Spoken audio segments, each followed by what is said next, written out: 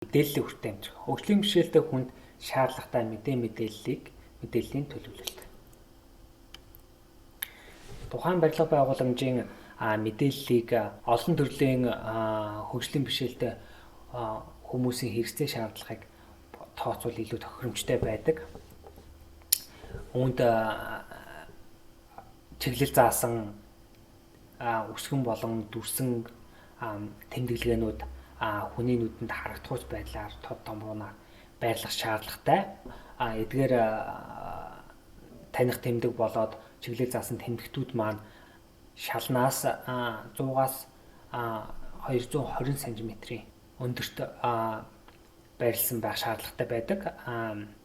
Мөн хаан дээрх үсэг тоо дүрсэн тэмдэглэгээ нь шалнаас 120-аас 150 см-ийн өндөрт байрлуул илүү тохиромжтой.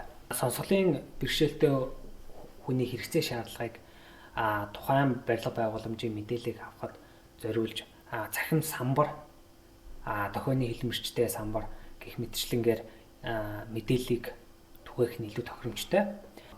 Тухайн барилга байгууламжийн угтах үйлчилгээнд дохионы хэлний мэдлэгтэй хүн байвал бүр илүү тохиромжтой байдаг бахнэ.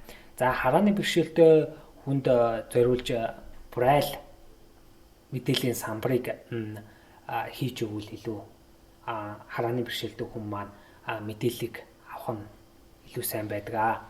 Энэ дээр болохоор Braille танилцуулга мөн Braille газрын зураг гэх мэтчлэн байвал илүү тохиромжтой.